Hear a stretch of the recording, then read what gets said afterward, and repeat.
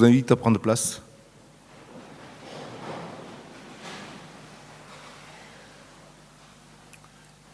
Je savais que un des chants conviendrait aux anciens.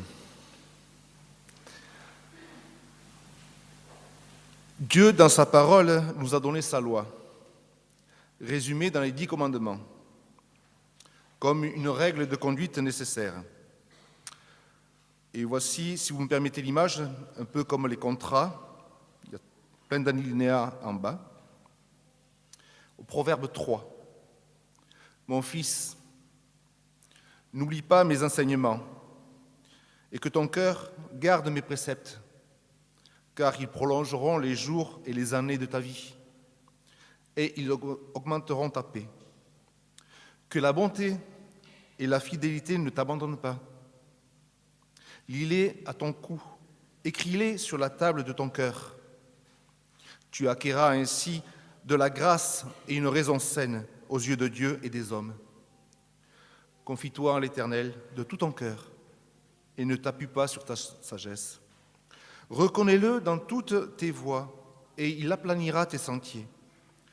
Ne sois point sage à tes propres yeux, crains l'Éternel et détourne-toi du mal. Ce sera la santé pour tes muscles et un rafraîchissement pour tes os. Honore l'Éternel avec tes biens et avec les prémices de tout ton revenu. Alors tes greniers seront remplis d'abondance et tes cuves regorgeront de mou. Mon fils, ne méprise pas la correction de l'Éternel et ne t'effraie point de ses châtiments, car l'Éternel châtie celui qu'il aime, comme un père l'enfant qu'il chérit.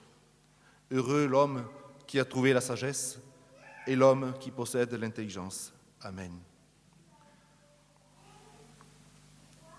Tout en restant assis, nous chantons le chant suivant, Ta bienveillance.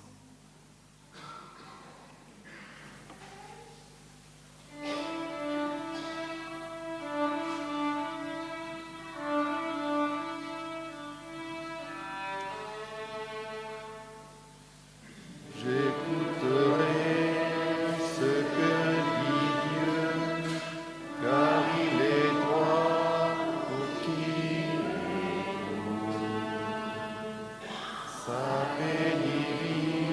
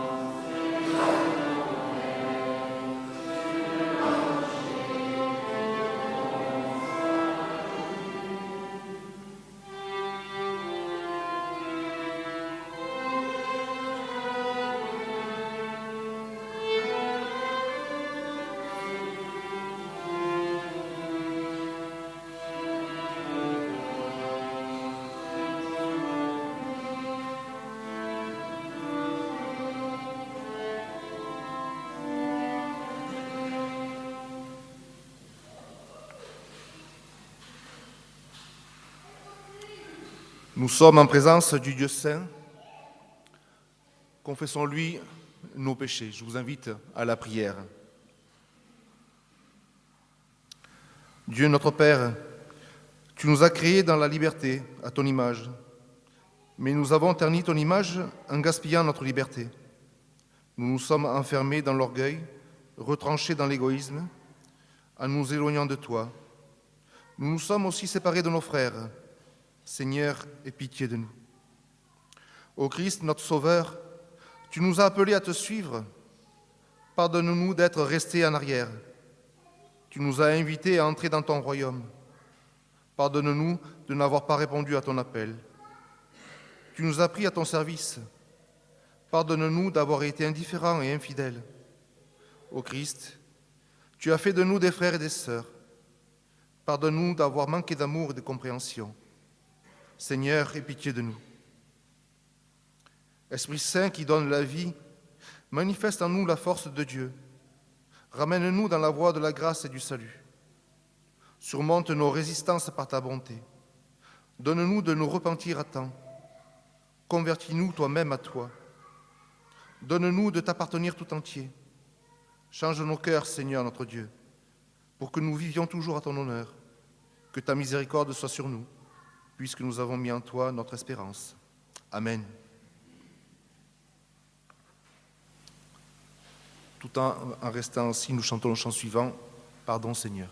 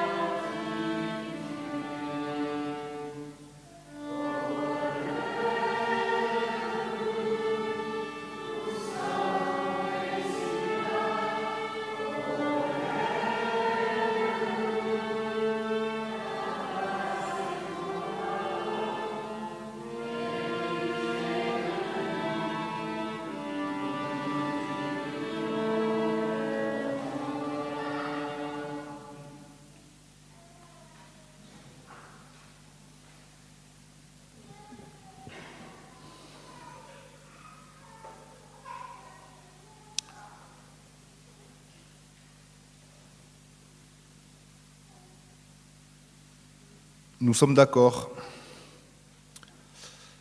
Face à cette inaptitude à faire le bien, Voici ce que nous dit Paul dans sa lettre aux Romains. Il n'y a donc maintenant aucune condamnation pour ceux qui sont en Jésus-Christ. En effet, la loi de l'Esprit de vie en Jésus-Christ m'a affranchi de la loi du péché et de la mort. Car chose impossible à la loi, parce que la chair la rendait sans force, Dieu a condamné le péché dans la chair, en envoyant à cause du péché son propre Fils dans une chair semblable à celle du péché, et cela afin que la justice de la loi fût accomplie en nous, qui marchons non selon la chair, mais selon l'Esprit. Amen. Je vous invite à vous lever pour chanter le chant suivant. Ô Seigneur, ta voix m'appelle.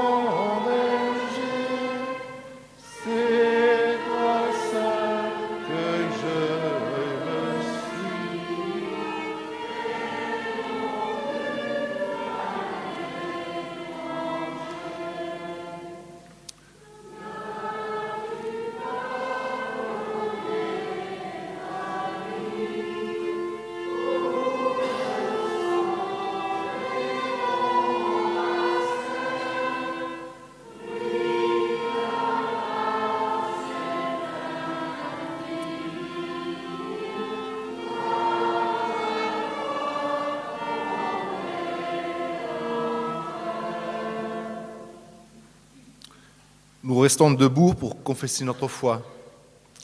Avec l'apôtre Pierre, nous croyons en Dieu, le Père de notre Seigneur Jésus-Christ. Dans sa grande bonté, il nous a accordé une vie nouvelle, en ramenant Jésus-Christ de la mort à la vie. Il nous a ainsi donné une espérance vivante, et nous pouvons jouir des biens que Dieu réserve dans les cieux à ceux qui lui appartiennent. Christ est mort une fois pour toutes, pour le péché des hommes. Il a été mis à mort dans son corps humain, mais il a été rendu à la vie par le Saint-Esprit. Jésus-Christ est allé au ciel et se trouve à la droite de Dieu, où il règne sur les anges, les autorités et les puissances célestes. Nous croyons en la parole vivante et éternelle de Dieu, car aucune prophétie n'est jamais venue de la seule volonté d'un homme, mais c'est parce que le Saint-Esprit les guidait que des hommes ont parlé de la part de Dieu. En Christ, nous sommes le peuple qui appartient à Dieu. Nous avons été choisis afin de proclamer les œuvres magnifiques de Dieu, qui nous a appelés à passer de l'obscurité à sa merveilleuse lumière. Nous attendons, selon ce que Dieu a promis, un nouveau ciel et une nouvelle terre où la justice habitera. Amen.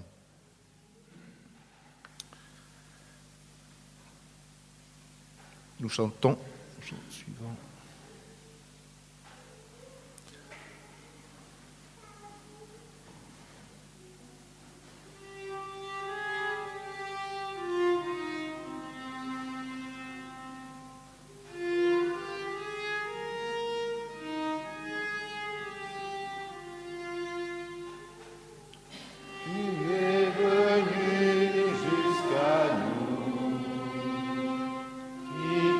La gloire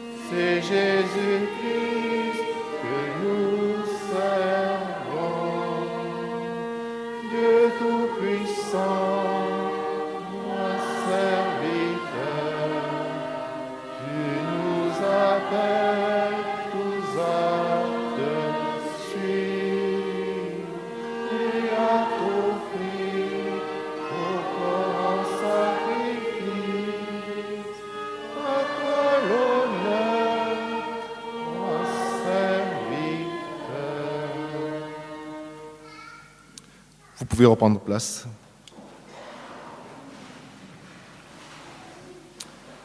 C'est le temps des enfants.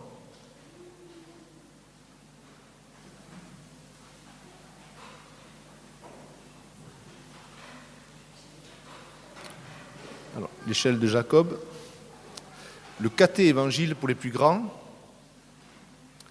et une petite garderie pour les tout petits.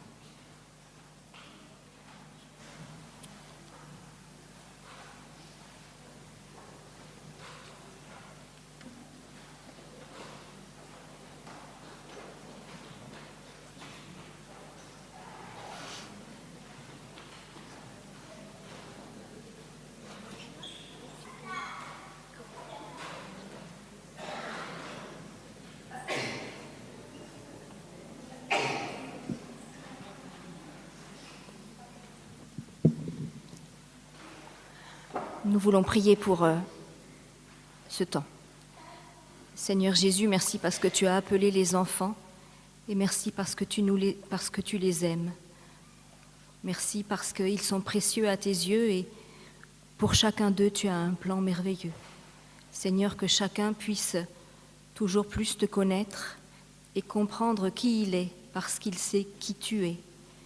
Merci parce que à chacun, tu veux donner des racines et des ailes pour qu'il puisse marcher en nouveauté de vie. Garde-nous sous ton regard. Amen.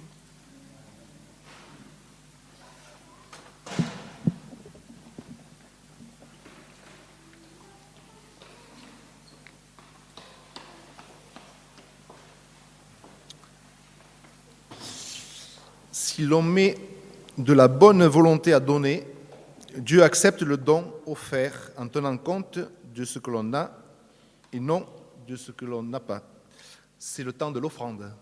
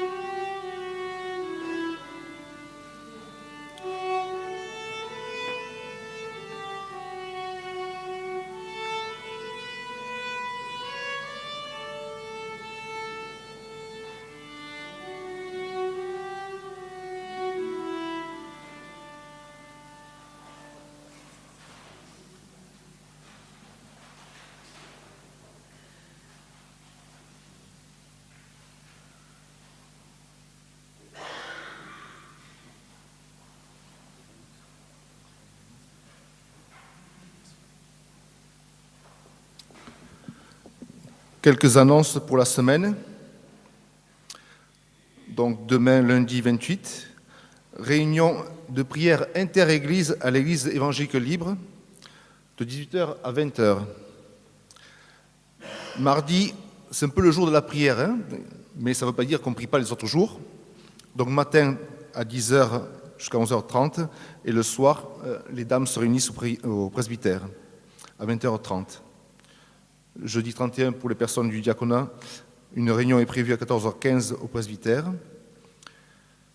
Vendredi 1er juin, à partir de 10h au temple, il faudra un petit coup de main pour installer l'exposition « Souffle et feu de l'esprit ». Toujours ce vendredi 1er juin, à 14h15 au presbytère, l'étude biblique avec le professeur Rodrigo de Souza sur le message des prophètes aujourd'hui. Enfin, samedi 2 juin, nous terminerons le cycle de formation régionale et ce sera le pasteur Timothée Calvo à l'église de Berre de 9h30 à 12h, samedi matin donc. L'exposition commence samedi 2 juin et peut-être que Sylvie nous donnera plus de précision.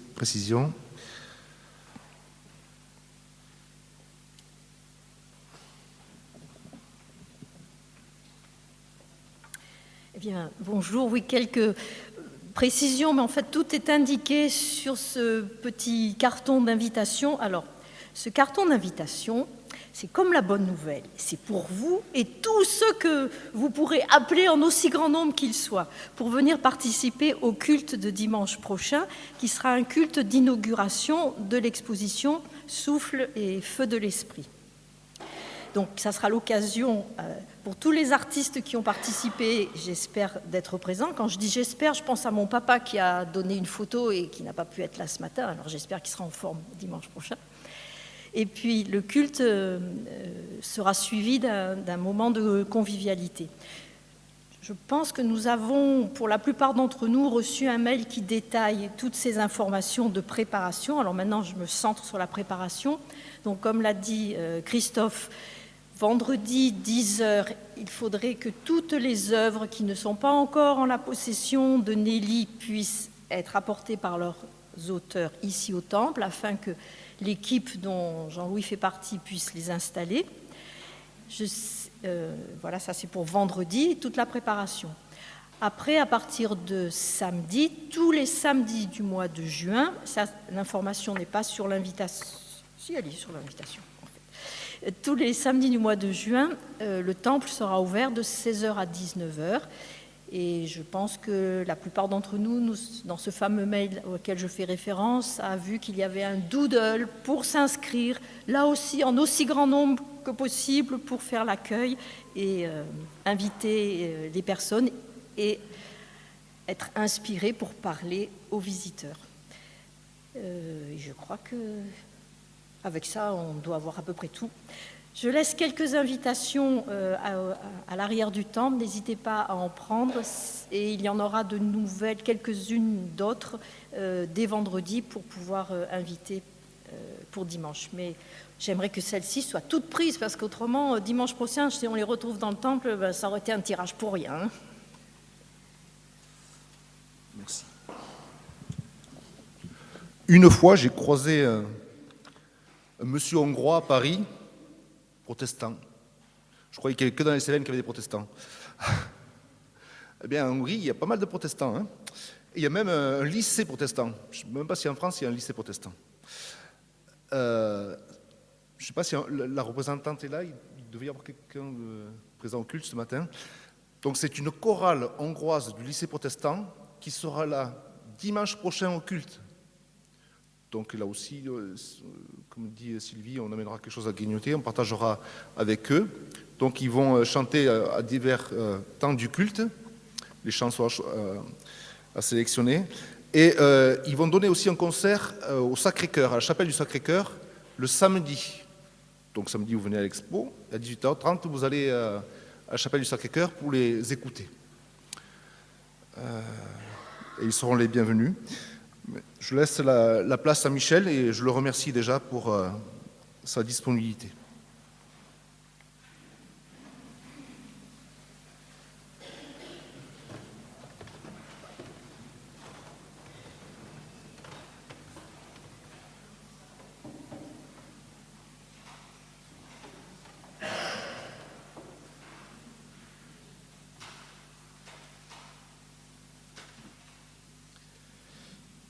Je vous invite à ouvrir vos Bibles.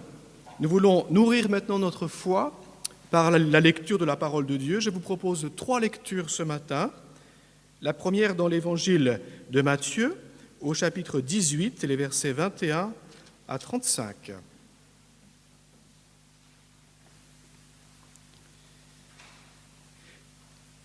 Pierre s'approcha de Jésus et lui dit : « Seigneur, combien de fois pardonnerai-je à mon frère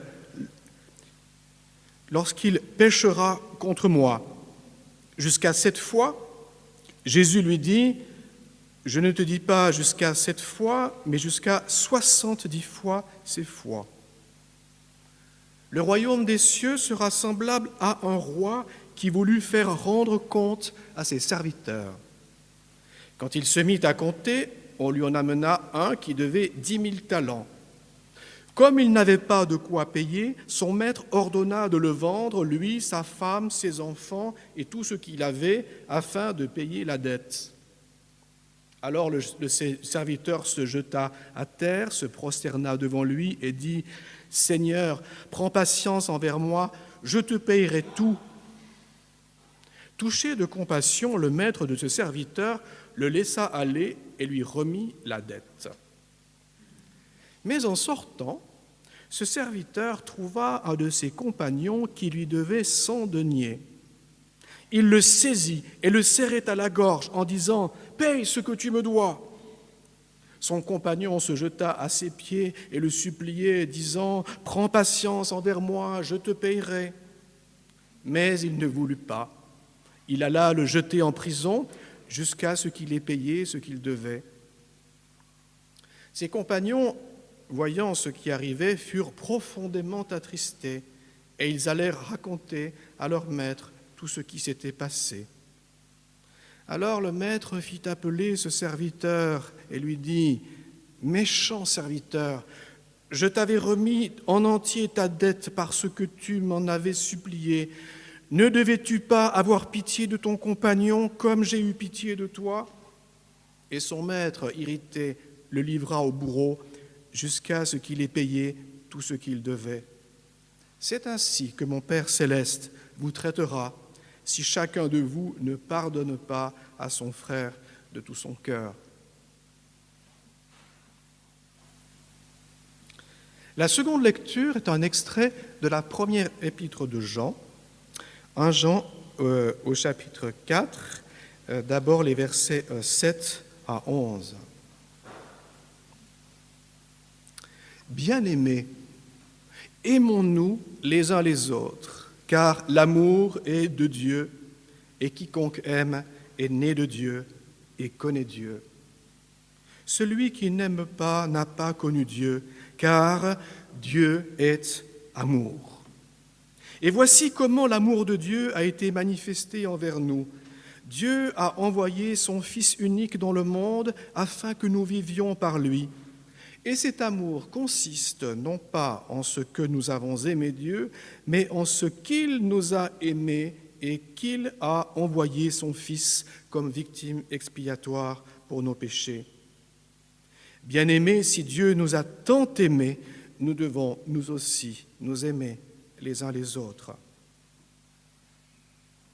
Et enfin, pour terminer, retour dans Matthieu, mais cette fois au chapitre 6, les versets 7 et suivants.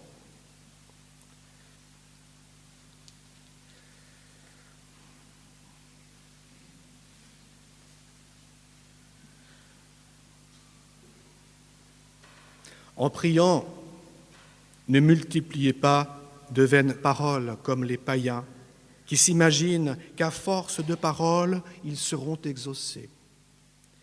Ne leur ressemblez pas, car votre Père sait de quoi vous avez besoin avant même que vous le lui demandiez. Voici donc comment vous devez prier.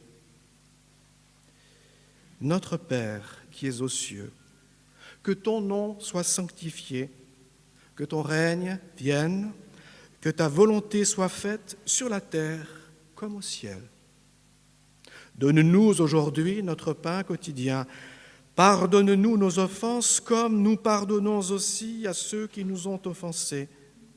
Ne nous laisse pas entrer dans la tentation, mais délivre-nous du malin, car c'est à toi qu'appartiennent, dans tous les siècles, le règne, la puissance et la gloire. Amen. Si vous pardonnez aux hommes leurs fautes, votre Père céleste vous pardonnera aussi.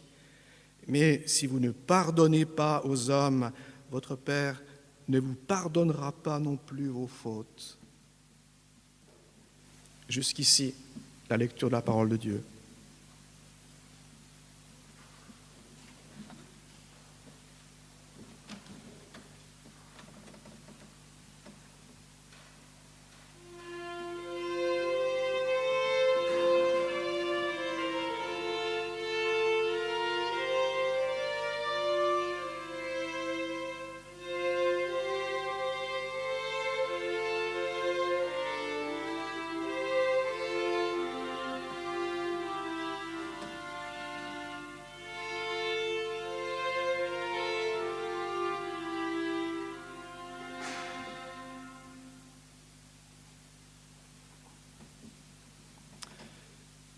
Frères et sœurs, dans les premières paroles du Notre Père que nous avons lues, le préambule, il est manifeste pour Jésus qui nous enseigne que le chrétien est quelqu'un qui est appelé à investir toutes ses espérances dans la venue du règne de Dieu, dans l'accomplissement de sa volonté, dans la sanctification de son nom. Mais aussi, dans la seconde partie, que le chrétien ne saurait parvenir à cela sans entrer dans cette confiance concrète du petit enfant qui demande à son Père tout ce dont il a besoin, tout ce qui est nécessaire à sa subsistance. Des besoins qui se résument dans la suite de la prière en 3 mots que le Christ lui-même met dans notre bouche: notre pain, notre pardon, notre délivrance. Et aujourd'hui, frères et sœurs, c'est sur la seconde de ces requêtes, celle qui concerne notre pardon, que je vous invite à vous arrêter. Père, pardonne-nous nos offenses, comme nous aussi nous pardonnons à ceux qui nous ont offensés. Dans le Notre Père, donner est immédiatement suivi par pardonner. Le chrétien, pour sa subsistance, est dépendant de forces matérielles et spirituelles que Dieu seul, au quotidien, peut lui donner, mais il se sait aussi coupable, séparé de Dieu par une dette morale dont il est incapable de s'acquitter et qui même chaque jour s'accroîtrait si Dieu généreusement n'intervenait pour la lui remettre. Vous et moi ne sommes pas seulement devant Dieu de faibles arbrisseaux qui ne se suffiraient pas à eux-mêmes, mais également des arbres qui ont produit d'autres fruits que ceux que le divin jardinier attendait d'eux. C'est pourquoi celui qui prie ici, dans le même souffle, appelle de ses prières l'accomplissement de la volonté de Dieu sur la terre comme au ciel, au verset 10, et reconnaît au verset 12 qu'une partie de lui-même demeure rebelle. L'homme que l'Esprit Saint habite a autant faim de pardon que faim de pain. Ou plutôt, pourrait-on dire, le pardon fait partie intégrante du pain quotidien qui lui est nécessaire pour pouvoir survivre et avancer sur la voie de vie que le Christ ouvre devant lui. Maintenant, frères et sœurs, ce qui est embarrassant dans cette requête, ce n'est pas tant ce premier rappel qui, somme toute, nous est déjà familier et qui nous ramène au b.a.-ba de notre catéchisme. Mais c'est la petite remarque, la précision qui lui est adjointe. Pardonne-nous nos offenses, comme nous aussi nous pardonnons à ceux qui nous ont offensés. Une clause complémentaire qui établit une singulière relation ou correspondance entre le pardon que le chrétien sollicite de Dieu pour lui-même et celui que lui-même, à son niveau, accorde à son propre débiteur. Un rapprochement qui peut nous surprendre lorsqu'on connaît un tant soit peu l'Évangile, comme si cette requête rattachait le pardon de Dieu à une forme de condition qui ne peut que plonger parmi nous toute conscience honnête dans un embarras profond. Saint Augustin, le père de l'Église que vous connaissez, avait appelé cette requête du Notre Père la terrible requête. La terrible requête. Et dans ma vie de pasteur, il m'est arrivé assez fréquemment d'entendre des chrétiens, encore il y a 3 semaines, me dire le malaise que cette requête éveillait en eux, en leur conscience. Une vieille protestante, pilier d'église, il y a 2 semaines, me disait que dans toute sa vie, elle n'avait jamais pu prononcer le « comme » de la phrase. Jamais. Et vous savez que lorsqu'on préside un culte, dans la position dans laquelle je suis aujourd'hui, face à vous, là je vous fais des confidences de pasteur, on voit des choses que vous ne voyez pas. Et il est assez fréquent, lorsque l'Assemblée arrive à la terrible requête, de remarquer un léger infléchissement dans l'intonation. La parole est dite, certes, mais sans conviction, à demi-mot. Elle reste un peu prisonnière, quelque part au fond des gorges. Et les têtes se rétractent légèrement, un peu comme celles de tortues dans leur carapace. L'instant de laisser passer, telle une vague, la phrase qui dérange. Pourtant, l'Évangile fait souvent de tels rapprochements entre ce qui est reçu de Dieu et ce qui est donné aux autres. Ne jugez pas, et vous ne serez pas jugés. Ne condamnez pas, et vous ne serez pas condamnés. Donnez, et l'on vous donnera. Heureux les miséricordieux, car ils obtiendront miséricorde. On se servira pour vous de la mesure que vous aurez utilisée pour les autres, etc. De surcroît, vous l'avez remarqué dans la lecture, c'est aussi le sens des paroles qui suivent directement le Notre Père. Jésus ajoute, « Si vous pardonnez aux hommes leurs fautes, votre Père vous pardonnera aussi. Mais si vous ne pardonnez pas aux hommes, il ne vous pardonnera pas non plus vos offenses. » Il est donc bien difficile de refuser a priori ce rapprochement. La terrible requête. La question qui doit nous préoccuper, c'est plutôt de savoir quelle est la nature exacte de ce rapport. Quel est le sens précis de la petite expression « comme ».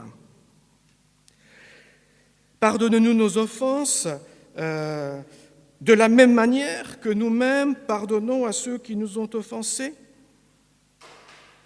Demandons-nous à Dieu d'imiter notre propre exemple, d'aligner notre générosité sur la nôtre, de prendre leçon, en quelque sorte, de notre propre charité. Ou pire encore, lui demandons-nous d'appliquer à chacun d'entre nous la mesure que celui-ci utilise dans ses relations aux autres. Une sorte de relation donnant-donnant. Comme si Dieu disait, toi, tu pardonnes les offenses qui t'ont été faites, et moi, ensuite, et dans la même mesure, je te pardonnerai les tiennes.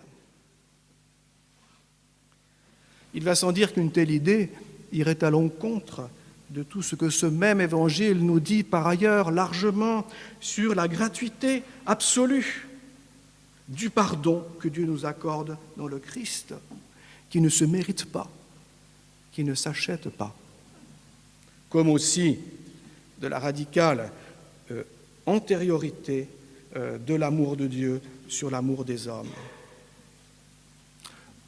Dans l'Épître aux Romains en particulier, chapitre 5, Dieu prouve son amour envers nous en ce que, lorsque nous étions encore des pécheurs, Christ est mort pour nous.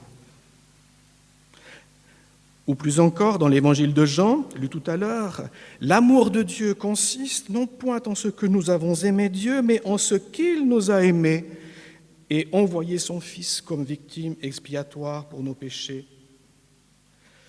Et celui qui aime, dit encore Jean, est né de Dieu, verset 7. Seul Dieu peut faire naître en lui cet amour qui ne lui est pas naturel.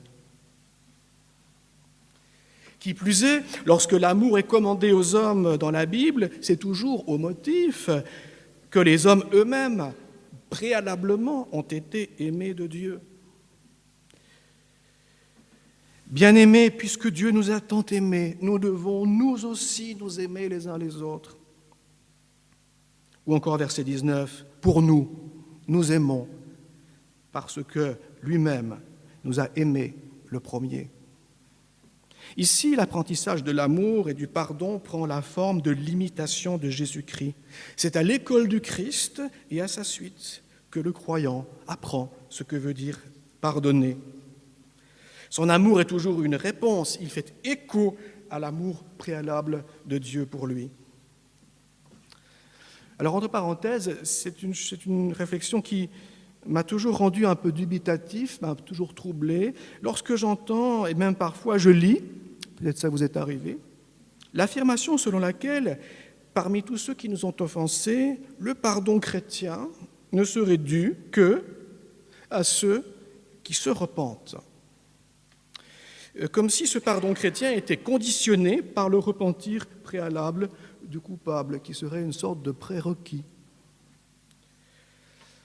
Est-ce de ce pardon-là que Dieu nous a pardonné? Je ne doute pas que la reconnaissance et la confession de la faute, quand quelqu'un vient vous demander pardon, facilite le pardon. Péché confessé n'est-il pas déjà à moitié pardonné?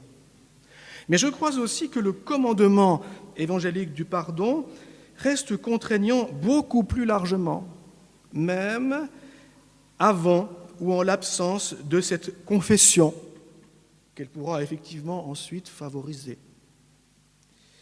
Jésus dit « Aimez vos ennemis, bénissez ceux qui vous maudissent, faites du bien à ceux qui vous haïssent, priez pour ceux qui vous maltraitent et qui vous persécutent. » De même, dans l'Épître aux Romains, chapitre 12, « Si ton ennemi a faim, donne-lui à manger, s'il a soif, donne-lui à boire.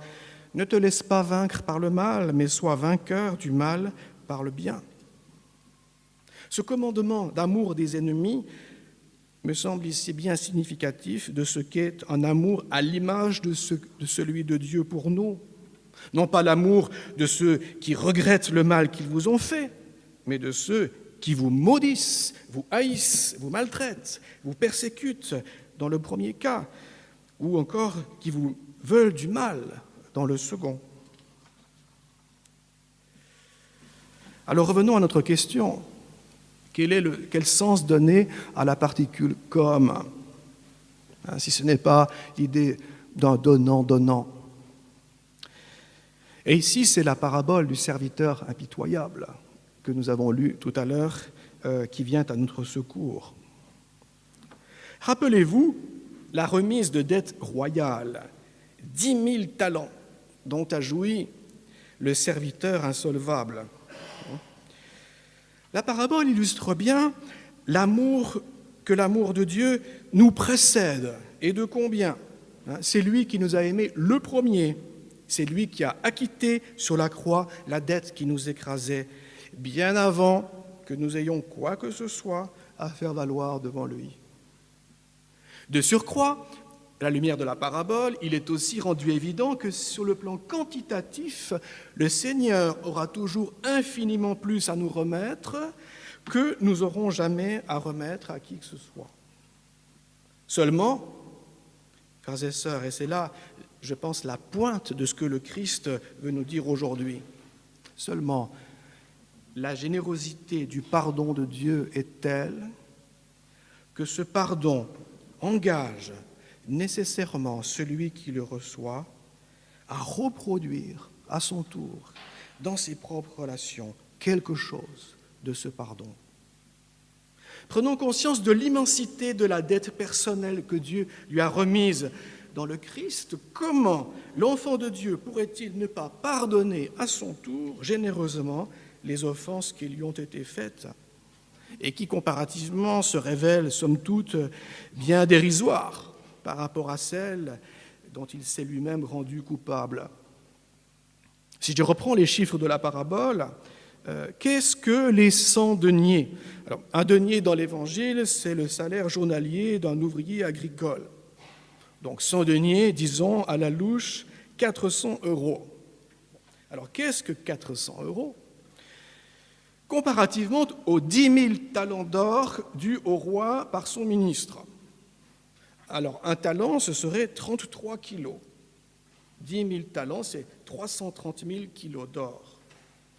Alors, j'ai trouvé sur Internet qu'aujourd'hui, un lingot d'or en France va aller 18 000 €, un lingot de 500 grammes. Alors, si je sais calculer, et on fait la projection, 330 000 kilos d'or, ça nous rapporte à un capital de 360 millions d'euros. 360 millions d'euros, voilà. C'est-à-dire, de toute évidence, le salaire de plusieurs millions de journées de travail dont j'aurais moi-même été redevable à mon Dieu s'il ne m'avait pas fait grâce. Alors, je ne sais pas si mon calcul est exact, ou si même le rapport de valeur entre les valeurs d'aujourd'hui et de l'Antiquité sont toujours bien exacts, mais je ne doute pas de la finalité du message. Vous l'avez compris. Une dette que le salaire de toute une vie du travail ne suffirait pas à acquitter. Comment celui qui a été acquitté d'une dette aussi colossale, qui est à ce point insolvable, pourrait-il ne pas être à son tour généreux envers les quelques petits 400 € que lui doit son prochain et qui, comparativement à sa propre dette, ne sont que des broutilles? Dans le Notre Père, ce que Jésus souligne avec la particule « comme », c'est ce que j'appellerais une obligation de cohérence. Une obligation de cohérence entre le pardon reçu et le pardon donné. Je ne dis pas d'égalité, car il n'y a aucune commune mesure entre les deux, mais je dis obligation de cohérence. Il est dans la nature même du pardon reçu que d'avoir pour conséquence de libérer le pardon donné. De façon peut-être modeste, timide, imparfaite, symbolique, pourrait-on dire, toujours très en dessous de son divin modèle, mais de façon réelle et significative tout de même. Il y a dans la Bible une obligation de cohérence ici qui est conçue de manière tellement forte que, dans l'absolu, dit Jésus, nul ne pourrait prétendre accéder au pardon de Dieu s'il refuse par ailleurs obstinément le pardon à son prochain. Dans la parabole, vous l'avez noté au passage, le serviteur, parce qu'il n'a pas voulu ou su être indulgent, se retrouve en fin de compte, comme dans un jeu de loi, rétrogradé à la case départ et comme dépossédé de la faveur qui lui avait été initialement faite. Et chaque chrétien averti par Jésus ensuite, c'est ainsi que mon Père céleste vous traitera si chacun de vous ne pardonne pas à son frère de tout son cœur. De même au verset 15, si vous ne pardonnez pas aux hommes, votre Père céleste ne vous pardonnera pas non plus vos fautes. La question est donc sérieuse. On ne plaisante pas avec le pardon. Point de pardon qui ne pardonne. Telle devient une des lois du royaume de Dieu dans lequel le Christ nous introduit. Lorsqu'il y a chez un croyant un blocage absolu sur la question du pardon, et c'est quelque chose qui arrive, et lequel d'entre nous ne peut pas se sentir concerné. On peut le voir comme le symptôme d'une maladie spirituelle qui s'est progressivement installée en soi, en amont, une forme d'oubli ou d'amnésie quant à l'ampleur de la dette qui lui a été personnellement remise. Et le seul antidote ici, c'est une nouvelle prise de conscience, un réveil en amont quant au prix de la grâce à laquelle il doit son propre salut. Un réveil de conscience qui ne peut que rendre humble et porter à plus d'indulgence envers les péchés des autres. Pour l'offensé, la question du pardon est alors déplacée dans la foi dans une nouvelle perspective, je dirais une relation triangulaire, qui se situe entre l'offensé et l'offenseur d'une part et vis-à-vis de Dieu d'autre part. Dans la foi, il n'y a aucune raison pour laquelle la miséricorde divine qui a effacé les 330 tonnes d'or que je lui devais ne veuille également couvrir les quelques grammes d'or que me doit mon débiteur. En Luc 7, verset 47, les disciples de Jésus reprochent à la femme pécheresse pardonnée de verser un vase de parfum sur la tête de Jésus. Vous connaissez l'histoire. Et Jésus explique, « Elle a beaucoup aimé parce que ses péchés pardonnés ont été nombreux. » Puis il ajoute, comme pour pointer l'orgueil présomptueux de ceux que la générosité de cette offrande contrarie, cette phrase que je trouve personnellement extraordinaire, il ajoute « Mais celui à qui l'on pardonne peu, aime peu. » Sur le plan spirituel, il y a toujours un lien entre la conscience de la grâce dont on jouit et puis la propension au pardon qu'elle inspire. Ou à l'inverse, un lien entre une fermeture définitive au pardon de l'autre, un blocage, et un oubli de l'importance de la dette dont on a été acquitté. Comment celui qui se sait sauvé par la mort du Christ ne pourrait-il pas devenir à son tour indulgent et infiniment miséricordieux envers les péchés des autres ?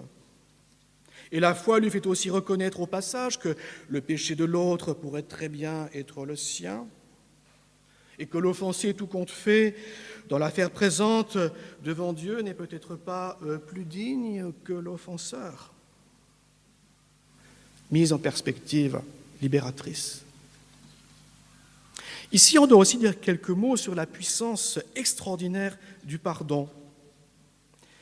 Parmi les fruits de l'esprit, fruits d'une vie dans la communion du Christ, y en a-t-il de plus puissant et révolutionnaire quelque part que la capacité du pardon promise dans la foi ? Forme de l'extraordinaire liberté qui veut être l'héritage des croyants dans la foi et aussi de leur témoignage. Il reçoit cette liberté extraordinaire, surnaturelle, dans les problèmes qui l'affectent, de ne pas rendre le mal pour le mal, de rendre le bien pour le bien, de ne pas se laisser vaincre par le mal, mais devenir vainqueur par le bien. Appelé à rompre partout l'engrenage de la violence, le cercle de la vengeance perpétuelle qui rebondit souvent de génération en génération, opposant en certains lieux reculés parfois comme des formes de malédiction, des nations, des clans, des familles parfois, dans des guerres fratricides et tragiques qui n'ont plus de fin, et on en a perdu parfois jusqu'au souvenir de l'origine. Dans la foi, désormais, il n'y a plus de fatalité dans l'engrenage de la vengeance. Par son pardon, le disciple du Christ devient à son tour ouvrier de paix, ambassadeur de la réconciliation qui est dans le Christ. Concrètement, que veut dire pardonner ?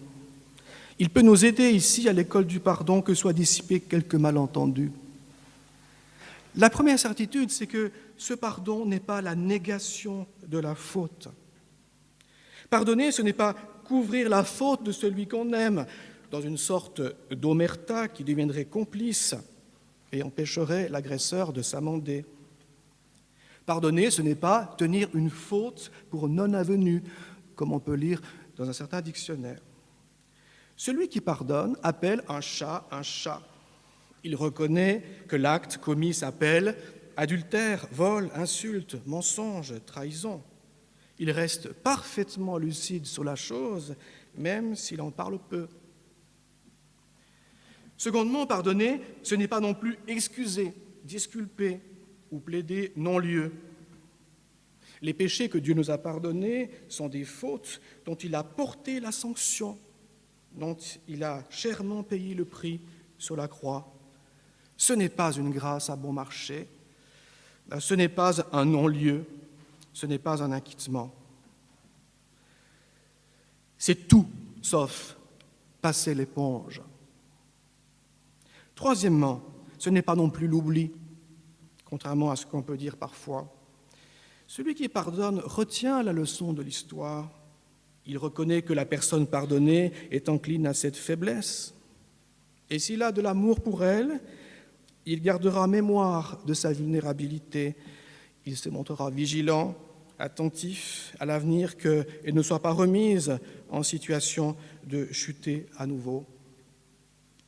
Alors si pardonner, ce n'est pas cela, qu'est-ce que pardonner ? Je dirais, selon une expression biblique, pardonner, c'est ne pas tenir compte de la faute. Ne pas tenir compte de la faute. Dans le sens, ne pas en tenir rigueur au coupable, ne pas lui en garder rancune ou ressentiment. Pardonner, c'est cesser d'en vouloir à l'agresseur, ne plus être habité par la colère, la rancœur ou le désir de vengeance. C'est, pourrait-on dire, mettre la faute entre parenthèses, la considérer comme un accident dans un parcours de vie qui, malgré le dérapage survenu, garde sa confiance. Alors que la colère et la soif de vengeance met fin et cassent la relation, le pardon est ce qui permet à la relation de survivre et de se reconstruire dans la confiance, malgré le dérapage survenu. Alors en conclusion, frères et sœurs, je ne suis pas venu ce matin vous dire que le pardon est facile à donner, et encore moins qu'il est automatique. Il n'est pas toujours facile de pardonner. Certains, face à des comportements particulièrement crapuleux, demanderaient même s'il est souhaitable de pardonner. Certes, le pardon dans la Bible fait l'objet d'un commandement qui, comme tel, implique un choix, comprend une dimension d'obéissance et de fidélité. Ce n'est pas simplement une question de sentiment ou de ressenti. Celui qui pardonne doit aussi faire acte de volonté. Il est appelé à se faire violence quelque part. Il est certain que, face à des blessures profondes, dont on peut porter les cicatrices toute sa vie, le pardon, même pour un chrétien, demande du temps. Un pardon accordé trop vite ne soulage personne. Il peut être recommandé d'attendre qu'il s'impose presque de lui-même, d'attendre que le fruit soit mûr. Parfois, le pardon peut être accordé sans douleur, pour, je dirais, des peccadilles, pour un mot déplacé, pour un geste de trop, pour ce que Luther appelait des péchés de poupée.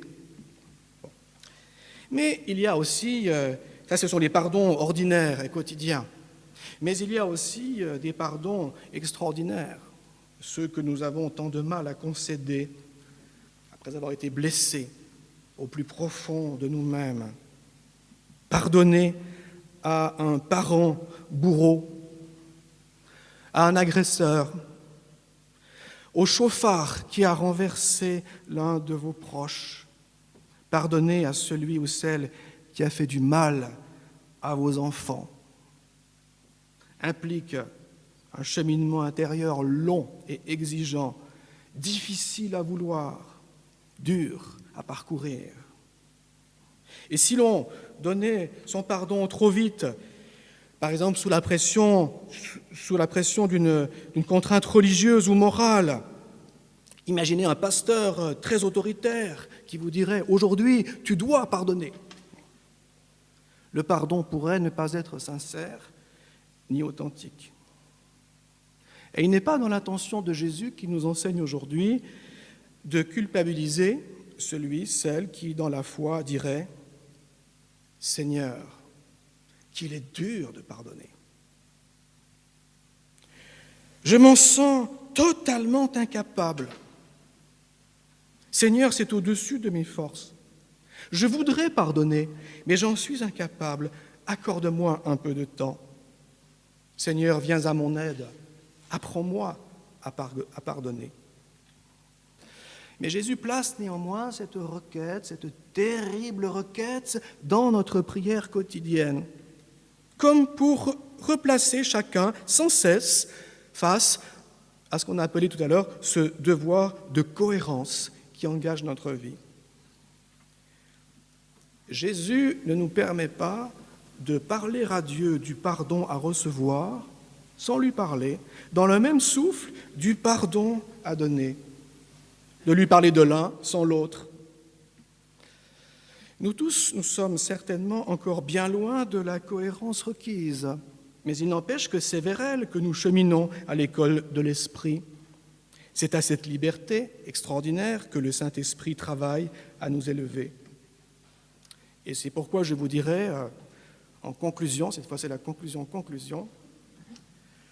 que cette requête, chaque fois qu'on la prononce, lie notre conscience à la manière, je dirais, d'une promesse, une glorieuse promesse, voire d'une parole prophétique.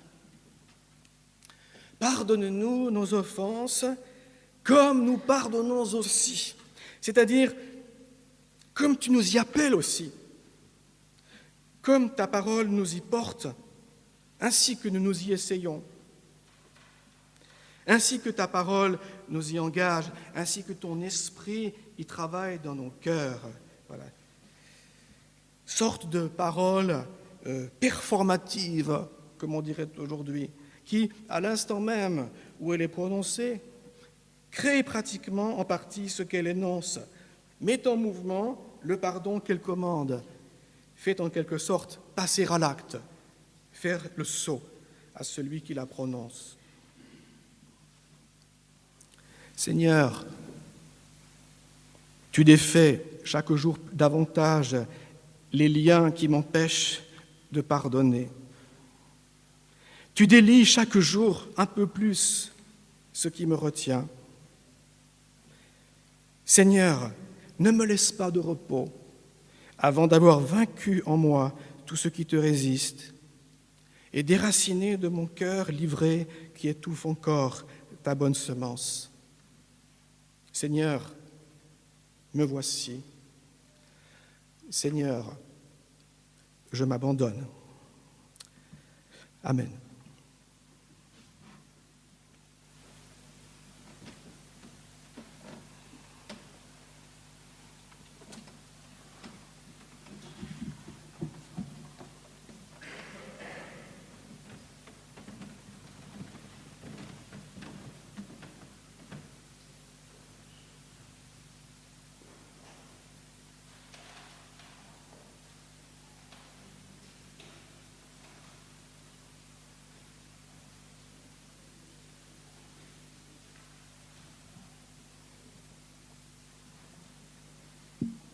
Je vous invite à vous lever pour chanter ensemble Gloire à ton nom. Gloire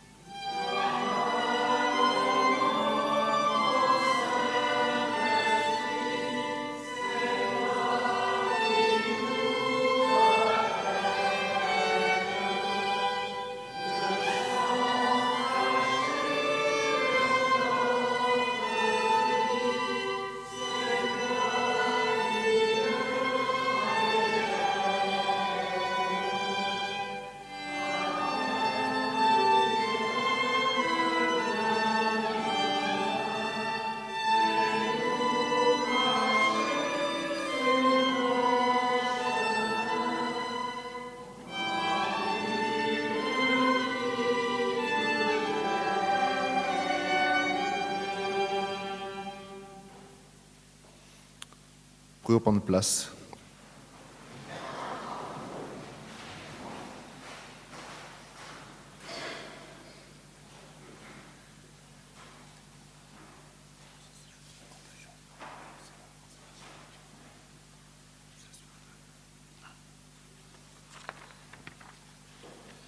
Je viens simplement donner quelques nouvelles du synode.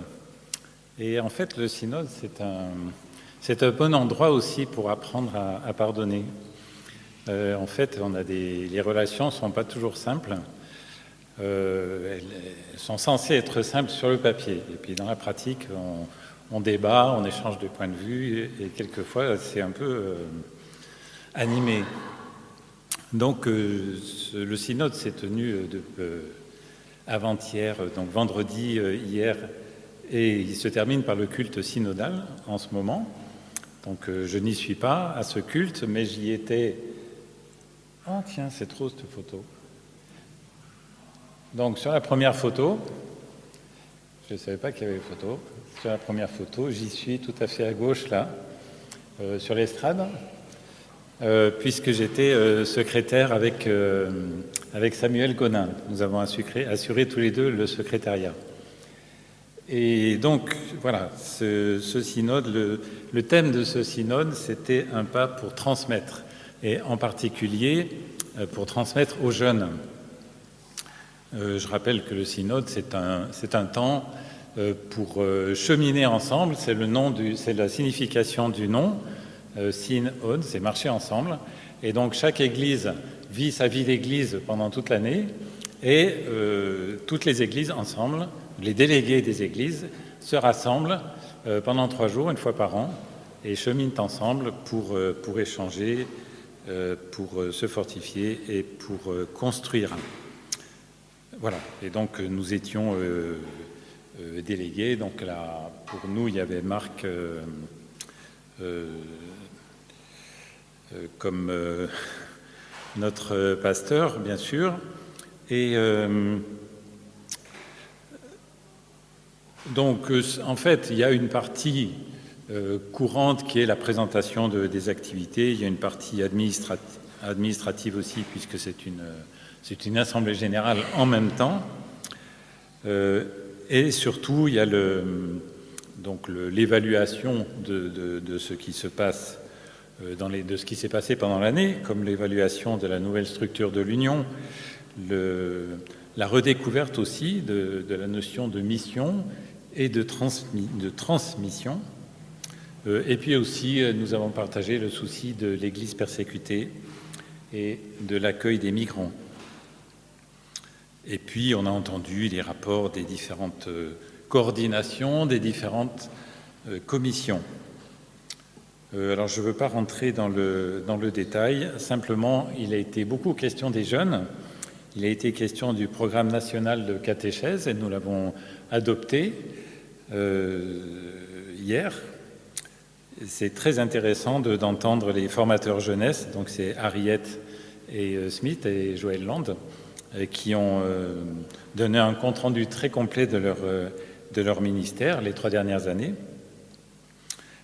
Ces ministères seront d'ailleurs reconduits. Et puis nous avons beaucoup parlé aussi des relations avec les missions à l'étranger, et notamment avec la mission néerlandaise GZB.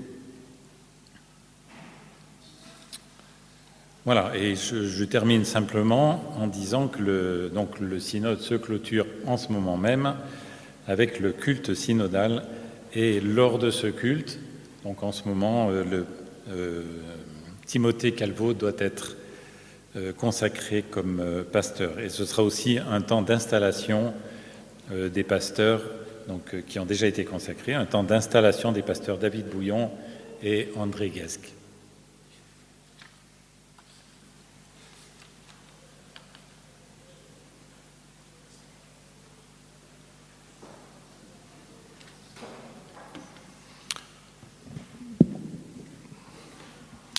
Le culte arrive à sa fin. Je vous propose de terminer par le Notre Père.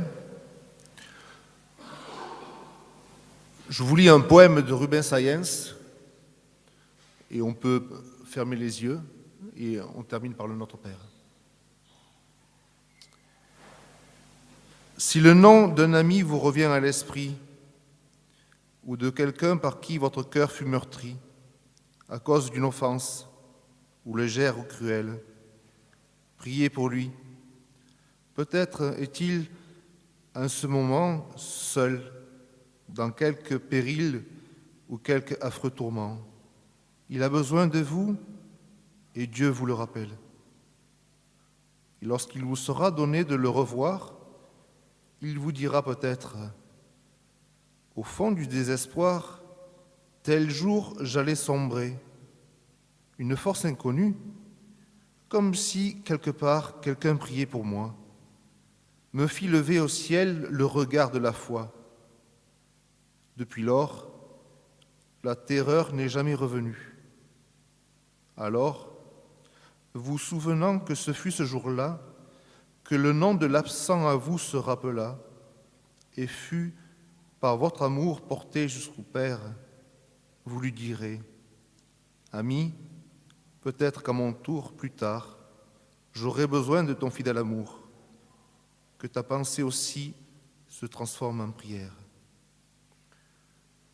Notre Père qui es aux cieux, que ton nom soit sanctifié, que ton règne vienne, que ta volonté soit faite sur la terre comme au ciel. Donne-nous aujourd'hui notre pain de ce jour. Pardonne-nous nos offenses, comme nous pardonnons aussi à ceux qui nous ont offensés. Et ne nous soumets pas à la tentation, mais délivre-nous du mal, car c'est à toi qu'appartiennent le règne, la puissance et la gloire, au siècle des siècles. Amen.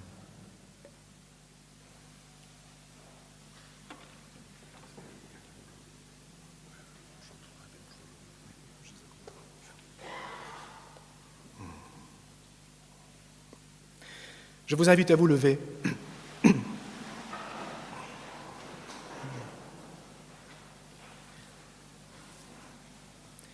Réjouissez-vous toujours dans le Seigneur. Manifestez de la douceur envers tous et faites-vous grâce réciproquement. Le Seigneur viendra bientôt. Ne vous inquiétez de rien, mais en toutes circonstances, demandez à Dieu dans la prière tout ce dont vous avez besoin. Et que la grâce de notre Seigneur Jésus-Christ, l'amour de Dieu le Père et la communion du Saint-Esprit soient avec vous tous, dès maintenant et à jamais. Allons et demeurons dans sa paix. Amen. Et nous terminons par un dernier cantique. Evenu Shalom.